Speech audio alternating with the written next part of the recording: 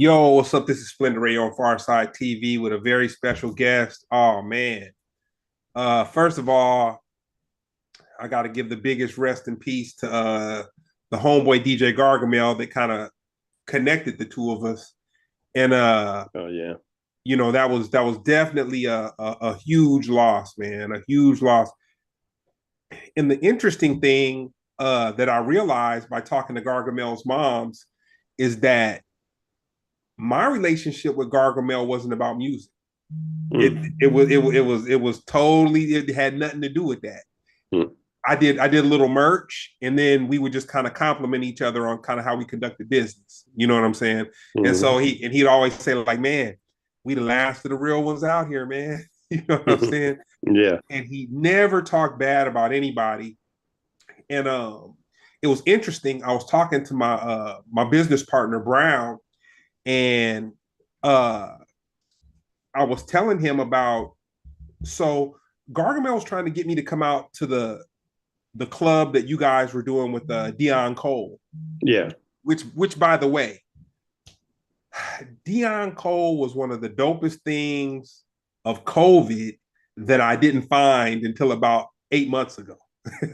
Like I Right. didn't, I saw his situations, and Gargamel would be like, "Oh man, you need to come and hang out. You need to come and hang out." I'm like, "Oh Yeah. dude, you trying to drag me out on a school night?" I was like, whatever. But uh I really wanted to give you your props, dude. Gargamel loved you to death, from the bottom of the ground to the top of the sky. As a matter of fact, So he great. he had me come out to see you. It was yourself, Terry Hunter, and I'm not sure if Louis Vega was there, but it was in LA. It Mm. was kind of like near it wasn't too far from Koreatown. It wasn't too far Koreatown. Mm. And I was telling Gargam, I was like, dude, you got me hanging out with vampire hours. I was like, dude, I haven't been to something where I've arrived at midnight in several years, man. He's like, nah, man, you're gonna see. And you know what? The Mm. thing that I regret about that night, Gargamel was like, dude, you need to hop in the picture. You need to hop in the picture. And I was just Mm. trying to be too cool for school. And I was like, nah, man. I was like, because Victor Duplay was there that night. It was like Mm. really, there was a lot of royalty in the house. And I was just kind of like, I was kind of blown back and I didn't want to be a super fan. And then I told my business partner, Brown, and he was like, dude, sometimes you got to take the pictures, man. Mm. Like sometimes you got to take the pictures. And it's interesting because I didn't think that Gargamel and I had any pictures together, but his mom said that we do. Because like I said, and then even with Gargamel, I would see him doing the Twitch thing, but our relationship wasn't that. So I wasn't, but after I found out, I was like, damn, Gargamel was dope at New Wave. He was dope at electro music. He was dope at house. He was dope at hip hop. It was just so much that he was dope at. But I just wanted Oh to kind yeah. of give Gargamel his shout out. That's part of my process of dealing with Man, he was dope at bachata, merengue, salsa, uh even ratchet hip hop. I mean, he knew it all, bro. Like he was amazing when it came to the different genres of music that he knew. so to catch everybody up, what city are you from? Chicago. Okay. Mhm. So with where we are right now culturally, I've been doing this little exercise where every weekend I'll listen to an album in its entirety. Like because I feel like listening to albums is almost like writing in cursive or how hieroglyphics was.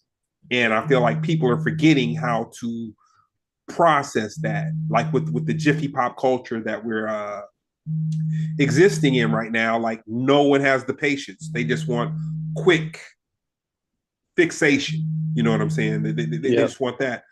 What's the last album you listened to? Moss music. Okay, Mm. okay, dope. Me, uh, De La Soul. Uh, Mm. last Wednesday they had me come out, myself and Brown, they had a record listening party uh, in Hollywood, and it was amazing to me, man. Not because they're De La Soul and the whole. We're not talking about what they've done in the past. We're not talking about none of that. Mm-hmm. I'm talking about me being in a place with about 150 people and people's heads nodding from the beginning of them playing the album to the end of playing the album. And I'm just kind of like, dang, I really hadn't experienced that in a very long time. Mm-hmm. That's Yeah, dope. yeah, in a very long time. So coming from Chicago, uh, there was one person that I wanted to ask you about, and he, I didn't understand how influential he was until he was no longer with us. But Frankie Knuckles, Mm.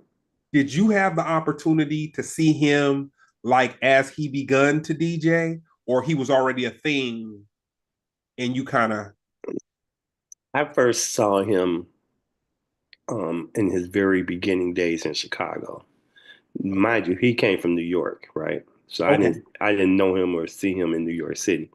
But I know him when he first came to Chicago at this club called The Warehouse in 1977. That's the first time that I met and saw Frankie Knuckles.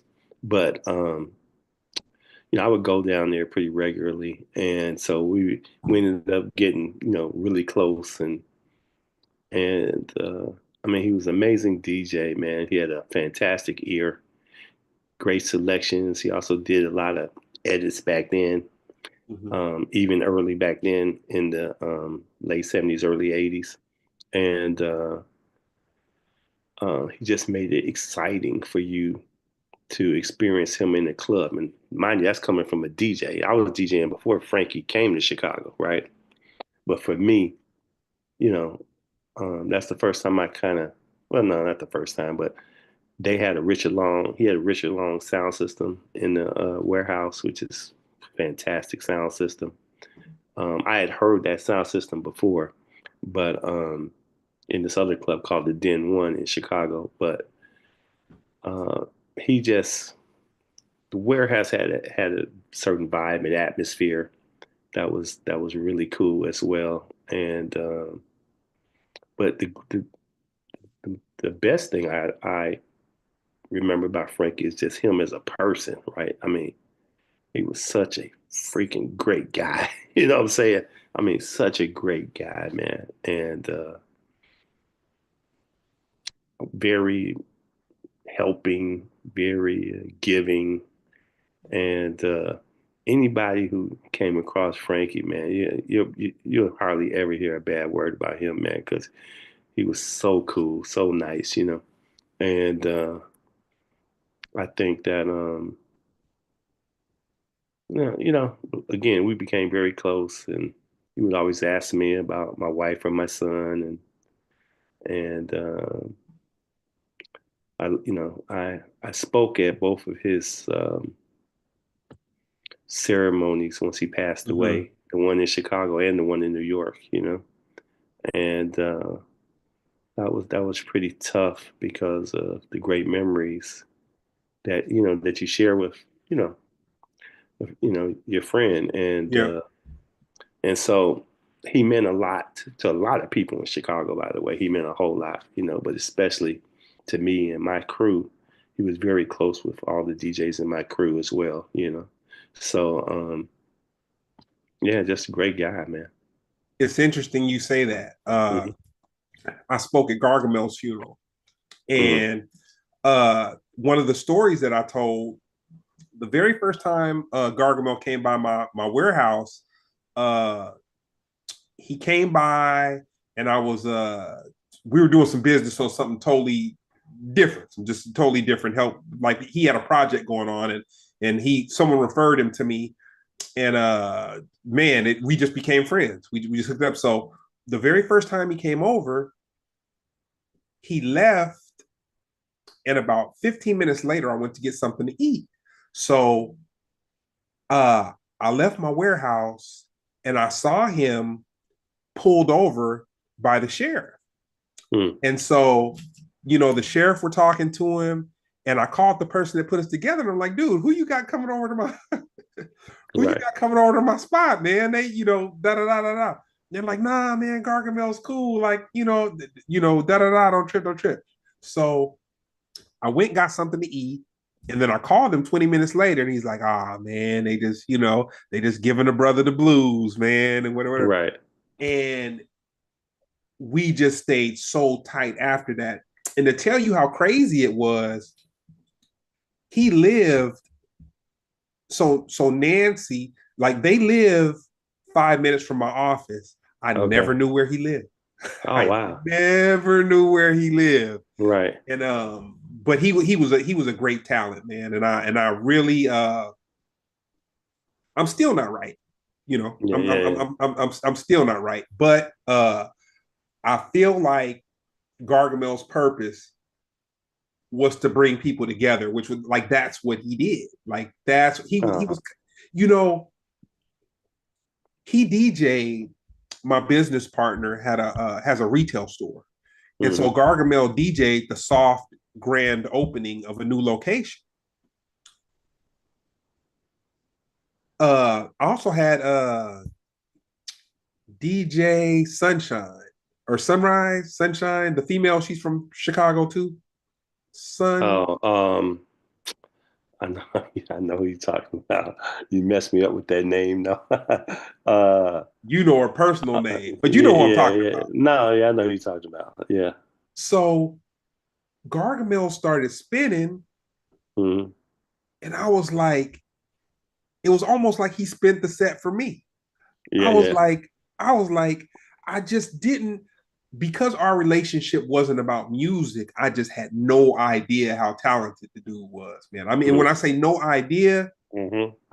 imagine knowing somebody who you talk to, you kick it, they invite you out places or whatever, and then you find out they're like an NBA player or something like that. Like you just had, like your world was not that world. And Yeah. one of the regrets I have is not coming to the jam that him and yourself did with Dion Cole, man. Mm. Oh, I kicked myself in the head because it was on Wednesdays, I believe, and and I was just kind of like Gargamel. It's on a school night. I was like, man, I don't take the extracurriculars that keep people up, on Right. point at 3 in the morning, and like, you know what I'm saying. I was like, dude, I have me a cool little sip. I have a cool little meal, and man, around 2 or 3 o'clock in the morning, I need to be somewhere. You know what I'm Right. saying? But he was really a talent, man. He was really a talent. So moving on, Hmm. what medium do you use to find new music now? Well, first I gotta tell you a Gargamel story, right?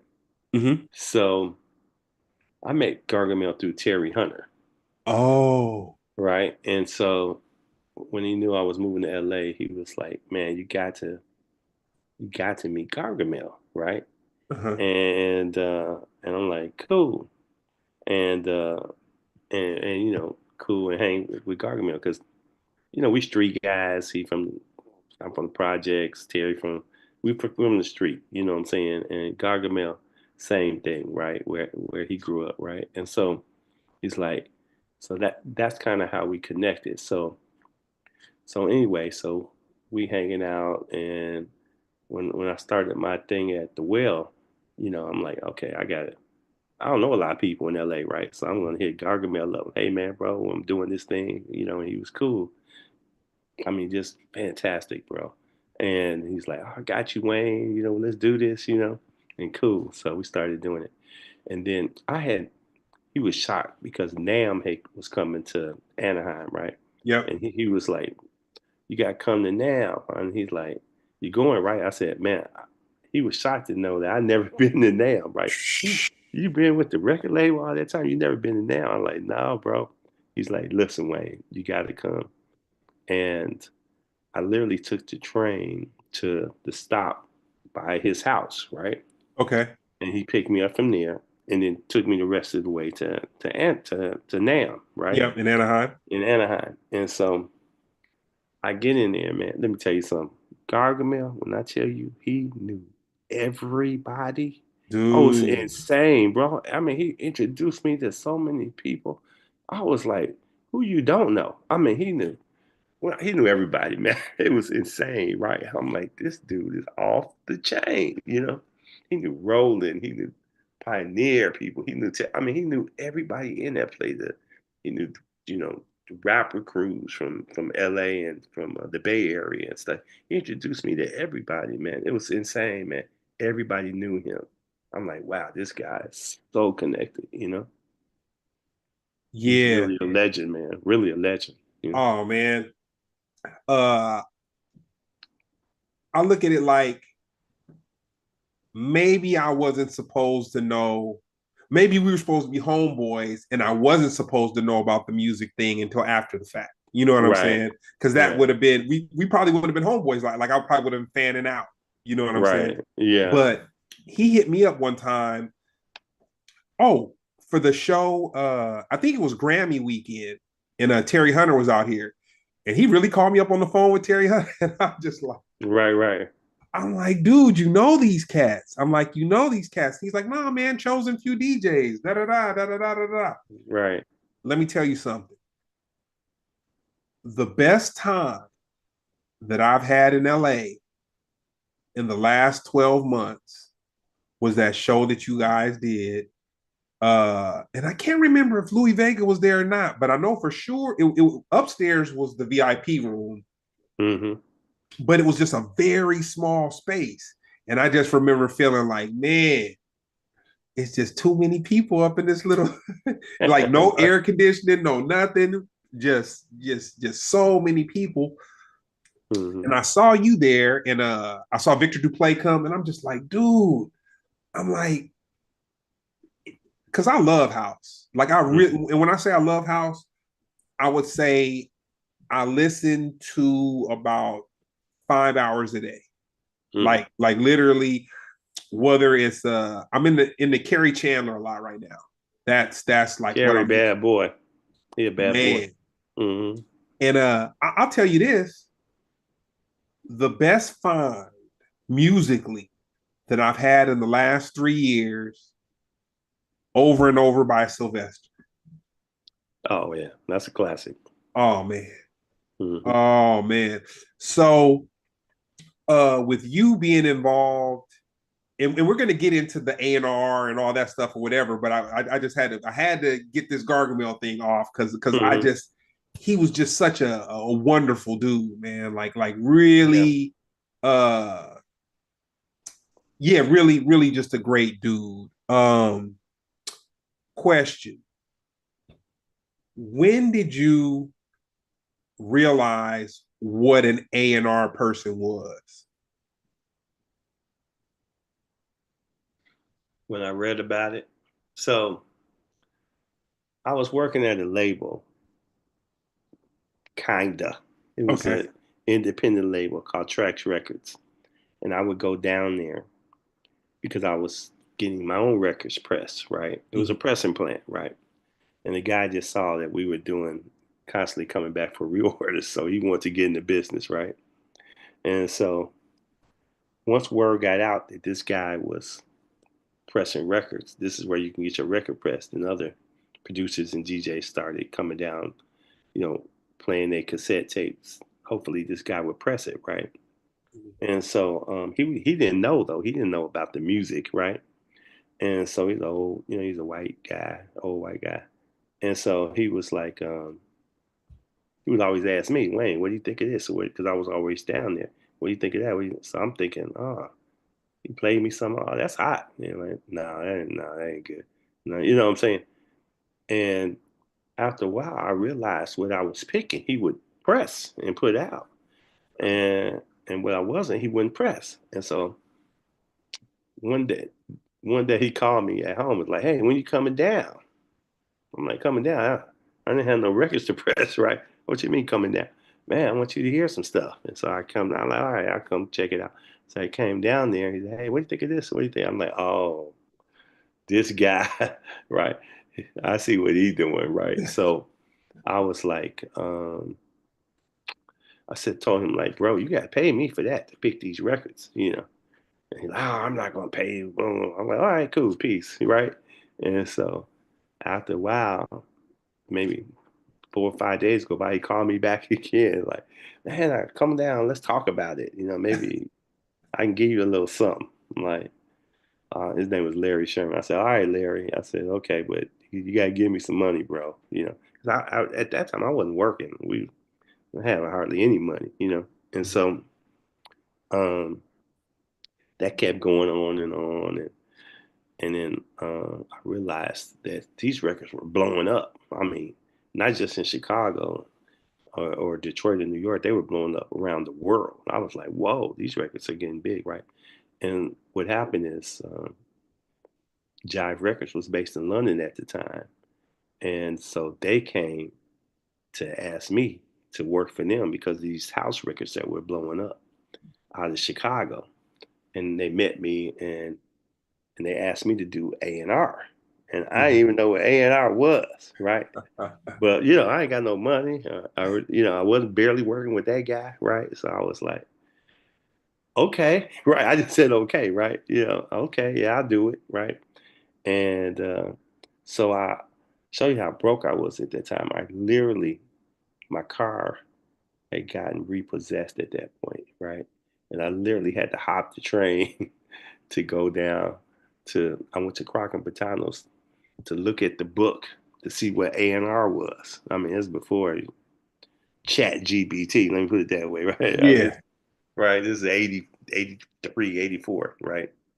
No, actually it's 89, 89, 88. It's 1988. And so I was like, and I read in the book that what A&R meant artist and repertoire. And but it also said the average A&R person lasts 3 to 5 years. So I was like, 3 to 5 years. That's pretty short. But whatever. So I mean, we obviously this is a long story. So Yeah. um, so I ended up taking the job though, right? I said, okay, I'll take the job, and the rest is history. I ended up working for Jive Records for 28 years, and ended up from being a talent scout to the senior VP of A&R. You know, Wow. so yeah. But at the time, they didn't know it, but I had no idea what A&R was. Wow. Mm-hmm. You know, so I have some buddies who pretty famous hip hop group, whatever. And before they got their deal, there was guys that were buzzing around that were A&R guys. And basically what I interpreted an A&R guy as was somebody that kind of had their ear to the street. Uh, they were the ear for the person who signed the checks, and their job was to sniff out talent. Mm-hmm. Kind of do that. But there's more to it. Not only did they sniff out talent, they would tell the artist, they would direct the artist kind of Mm-hmm. how to package themselves and and like how things sound and whatnot. I got a buddy who worked very close with this artist that's a mega artist. Like every he's not Drake, but he's the dude that's underneath Drake as far as like, but he's not hip hop. He's pop. So uh this particular artist, whenever he does, like literally he does singles. Like one single that he did probably had it was a mega lawsuit where there was like maybe 5 or 6 writers that they used to make this mega mashup, this song. And my boy who worked for him was like, dude, he has Babyface come when he thinks he got something. Right. He has Babyface come down to the studio, and then Babyface he'll listen, and then they'll wait to get the nod from him. Mm-hmm. And I was like, how does that work? And they were like, well, sometimes he'll do it for the love. Sometimes we got to give him a point here or a point or just whatever. Like, because with the music industry, everybody wants to get paid. Like, so there's a lot of love in it, but it's a Right. business. You know Yeah. what I'm saying? Mm. But it was amazing to me that an artist would have somebody come in that didn't necessarily produce the song, that didn't play on the song, sing on the song, write on the song, Hmm. but they could hear the song and have a vision that would make the song a hit. That would Yeah. make a song a hit. In your A&R career, who would you say is the largest artist that you sniffed out? Oh, that's easy. R. Kelly. You know, that's easy. But I mean, I think that I work with a lot of artists, right, at the label, and then I signed Charlie Wilson and brought him back as a solo artist, right, Wow. and worked on like I think it's 4 or 5 of his albums I A&R, and he got 19 Grammy nominations within those projects, And I worked with Joe. Um, I worked with Selena Johnson. I worked with Raheem Devon. You know, I did some work with Britney Spears. Um, Question: with a lot of different artists at Jive at the time. Have Hmm. Have you ever had an artist that you had to make a believer? And you don't have to mention the name, but What do you like mean? What do you mean make a believer? they looked at you like, how's this guy gonna direct me to do what I do? And like, how am I gonna trust this guy to help me do what I do? No, and I think no. The answer to that is no, right? I Okay. think I think that one of the first projects I worked on, well, one of the first projects I worked on was Samantha Fox. I want to have some fun. But then after that, I worked on the Will Smith Summertime project, right? So I did Summertime, Boom Shake the Room, and Ring My Bell, which were all big hits for him. And then after that, I signed R. Kelly, right? Who became the biggest R&B star in the world That's a fact. at some point in his career, right? And so, and so those were like the first three. You know, I did house stuff in between Mr. Lee, Liz Torres, Adonis, and my house stuff because that's where I came from. That's my background, right? But those were in the commercial R&B world, R&B slash hip hop world. Those were huge artists, right? And huge records. And so I think that for me going forward, because we're talking, I started at Jive in '89, and then I did the Will Smith thing. I think it was '90, and then I signed R. Kelly in '91. You know what I'm saying? So after that, who gonna question me, right? You know. So now I didn't have to deal with that. Like people had to find out about me first, right? So by the time they found out about me, I had already had summertime was one of the first one of the early first hip hop Grammy records, right? Grammy winning records, right? And then R. Kelly, I mean, all his albums went platinum, double platinum, quadruple platinum. So honestly, by the time people figure out who was doing that, because I was based in Chicago at the time. By the time they figure out it was me that was doing this, who gonna question me? You know, and I think that sometimes some artists will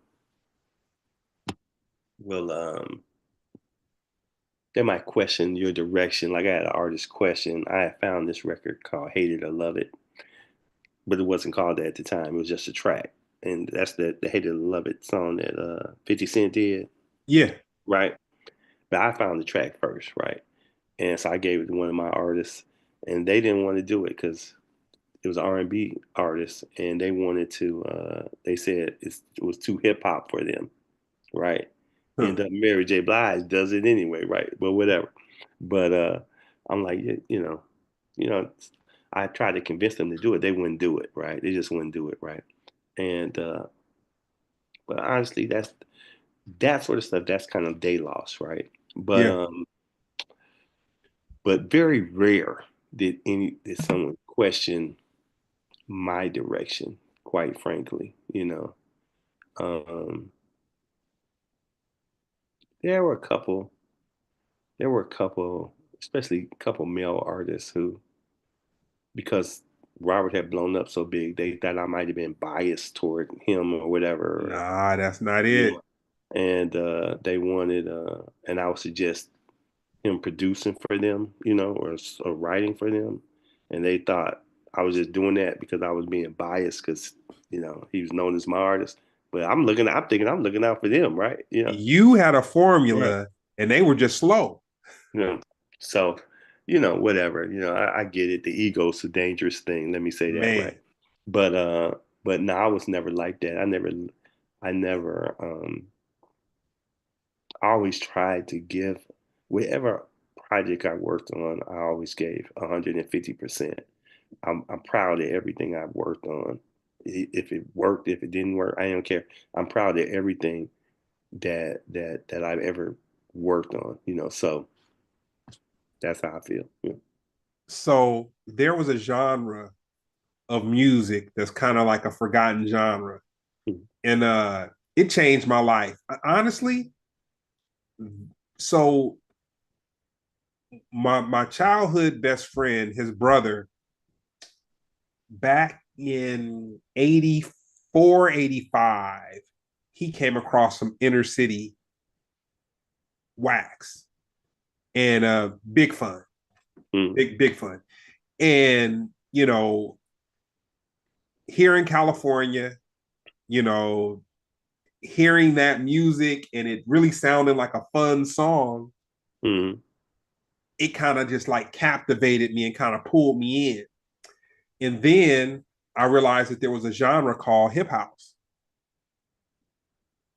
Why do you feel that hip house did not stay as prominent? Because at one point, I would say like in the later 80s, it seemed mm. like every artist had hip house remixes.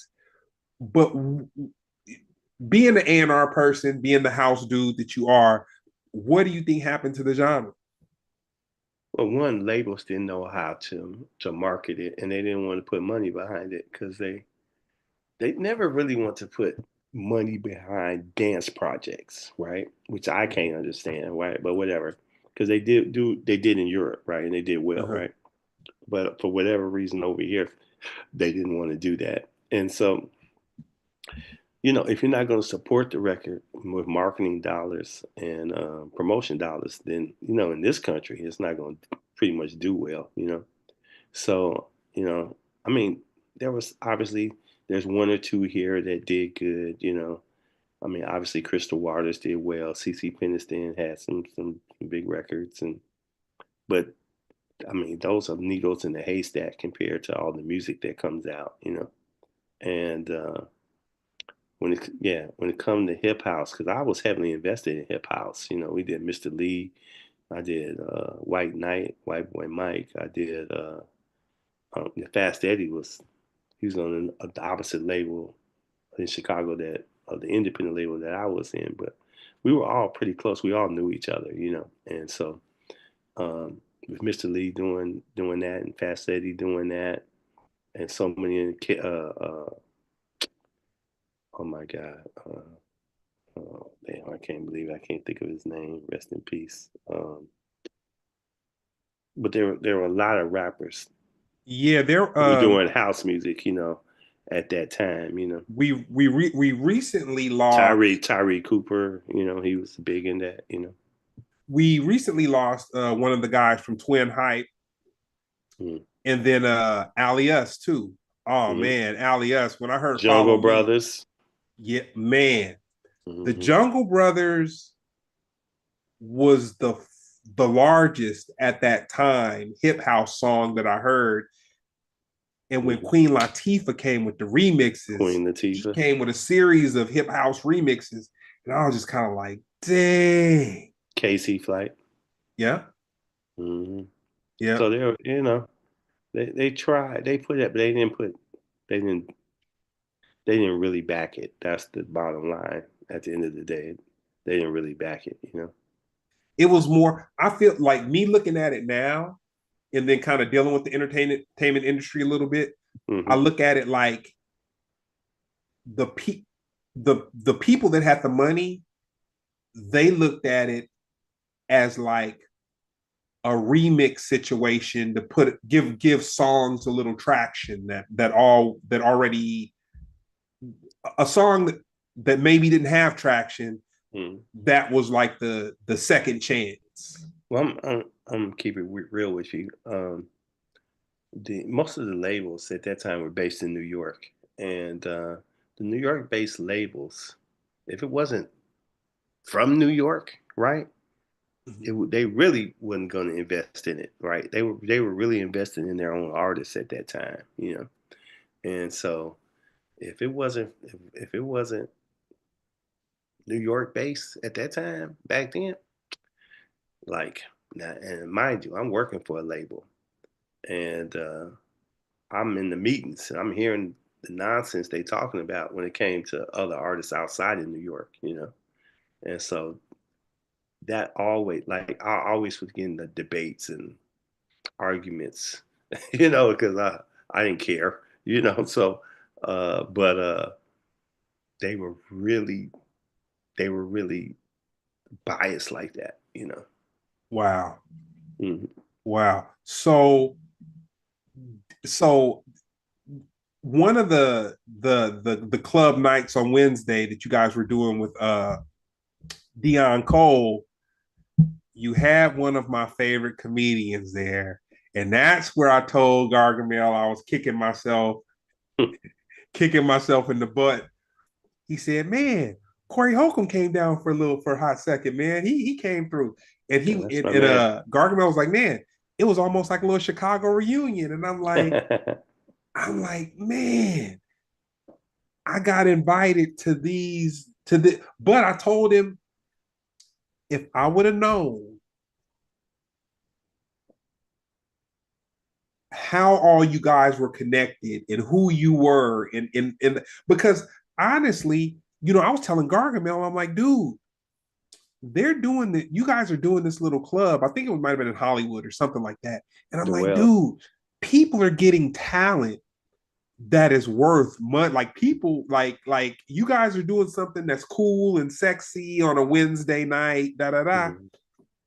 I was like, dude, people would pay money to see this, dude. Like it was really incredible. So with that being said, uh, I think it's uh the old school reunion picnic.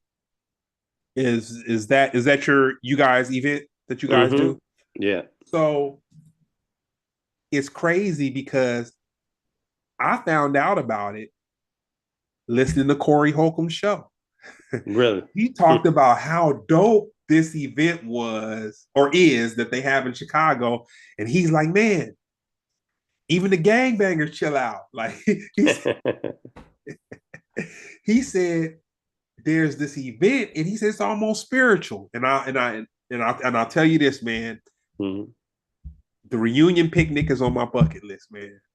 It is Oh yeah. definitely It's an amazing event, bro. Like you can't even describe it because that's how amazing it is, you know. I think that there's so many things going on at the same time, right? You have the music, you have the tent, we have like a tent village, you have sororities, fraternities out there, churches out there, schools out there, school reunions out there. It's insane, bro.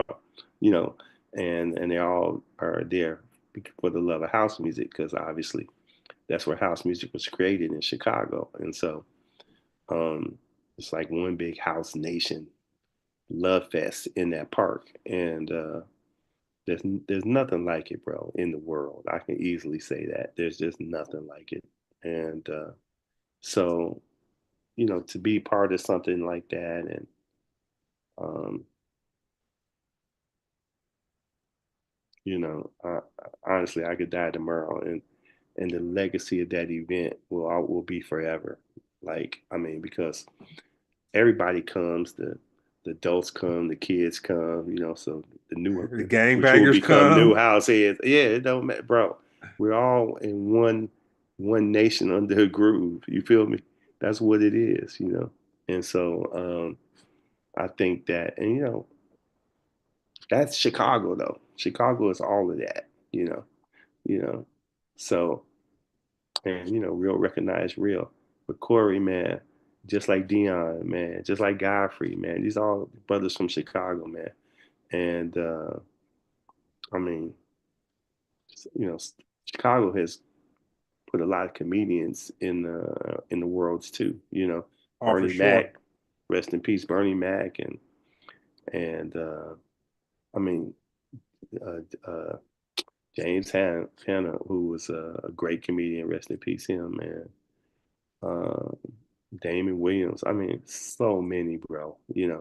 That have come out of Chicago and are just awesome talents.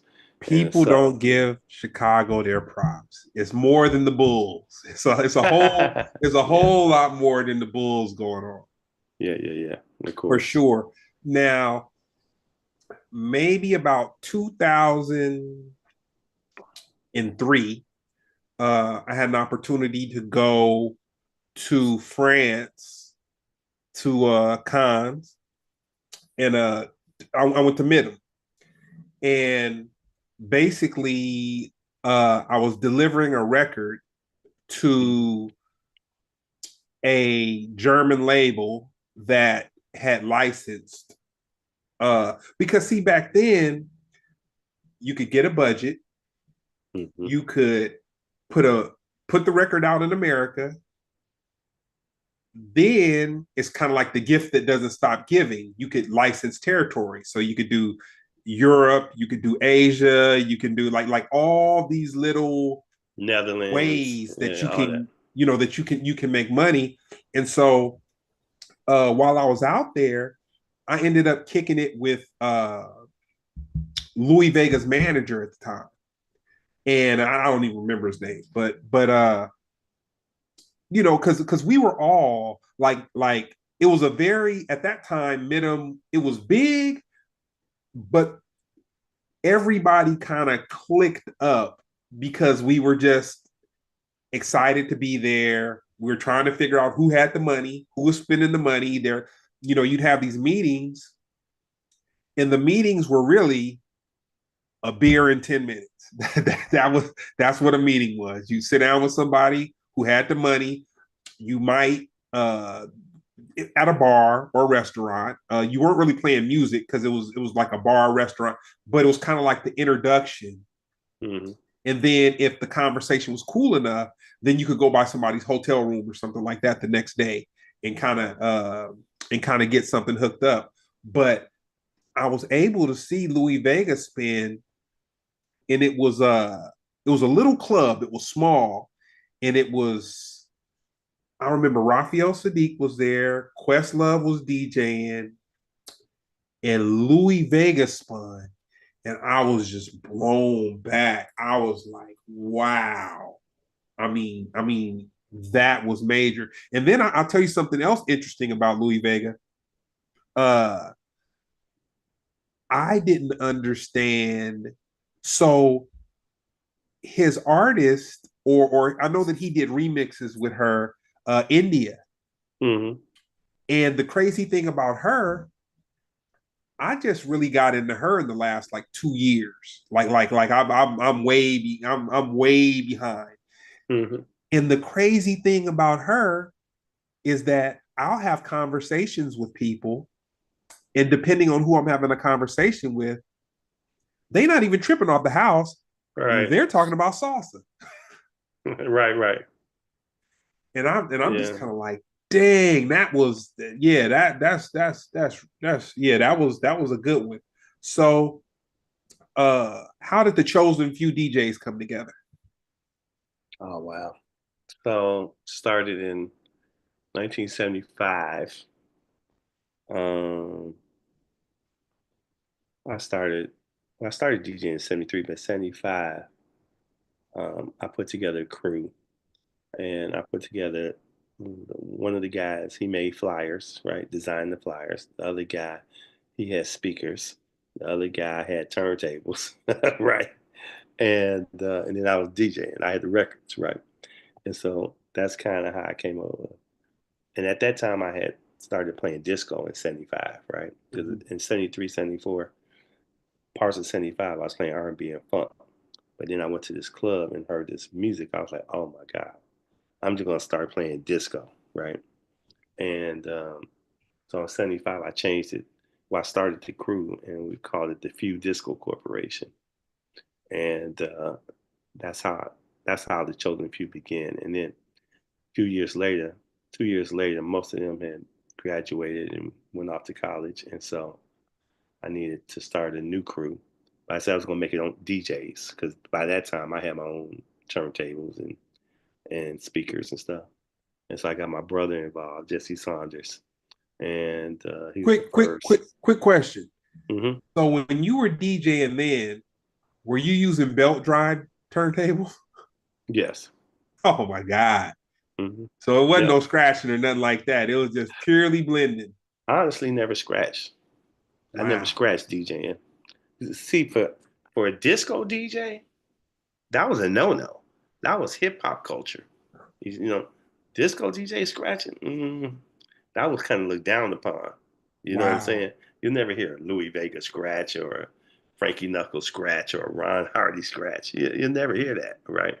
And so, yeah, we never did that. But DJs after us started doing that, who got into house music and disco. They started scratching, but nah, bro, that was a no-no. That was frowned upon, and quite frankly, still frowned upon because we're about to dance floor, right?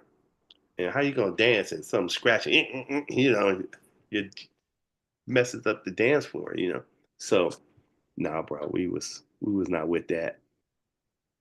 That wasn't our culture. You know, that was hip hop culture, and so um, I think that so after that, in '77, I changed the name to the Chosen Few because I told my mom I would just come up with a name, and she says, because grew up Catholic. My mom, she said from the Bible, she said many are called, but few are chosen.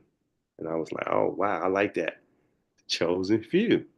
Called it that. So that's how I came up with the name, the Chosen Few, Chosen Few DJs, and yeah, the rest is history. We're gonna have to do a part two. You know that, right? Uh-oh, I can't hear you. You went out. When I interviewed you the Okay, first there you go. time, Hmm. uh Gargamel tried to tell me who you were and tried Hmm. to explain it to me. But by the time I had caught up, man, it was I was like, and then he was like, hey man, you know, I know people. I Right, was like, right. Yeah. dude, he the most modest guy in the world. I'm gonna ask you this. You doing music right now, dealing with music right now. Uh, do people care about albums anymore? What people? In general, like, do people have the patience, the tolerance to listen to a body of work, or is it just about the single? You know what's weird for me? I really can't answer that question because I don't, I don't, I don't listen to music like most people do, right? Okay. And so, um, I buy music either on like Tracksource or Beatport or Bandcamp or Apple Music, right? Okay. I'm not on Spotify, right? So I don't even get the streaming process because I need to have it. I can't. I just not listen to music. I'm buying it because I'm using it. You see what I'm saying? Yeah. So that would do me no good to Spotify because I'm literally I need to take the music and put it on the flash drive, right? And that you can't do on Spotify. Yeah. So I've never been on. Plus, quite frankly, I wasn't with Spotify, period. Because they weren't paying the artist correctly, in my opinion. So I had a huge problem with that. Um, Even when it came to the label, I was peace out on that. So and still am. So I respect artists, I respect songwriters, I respect producers and musicians too much to support a Spotify. But Oh. that's me. So Well, nah, man. With that being said, we but are I going to mean, have but I will say this. yep. I'm actually going to meet with Spotify. I'm having a meeting with them, right? Uh-huh. But it's probably not going to be a good meeting. But the person who's having the meeting with me, with them, they want me to have Yep. the meeting, right? But I good luck with how that's coming out with me. You know what I'm saying? So I don't know.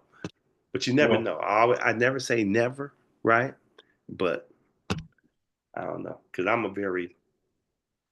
I stick to my guns on certain things. So there you go. But you never know. You know, well, maybe I'll hear nah. something different. I don't know. We'll see. That'll be the part two.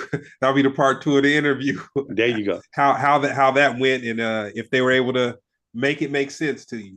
Exactly. Cool. Well, no, man. With that being said, where can people find you on social media? On Instagram, DJ Wayne Williams.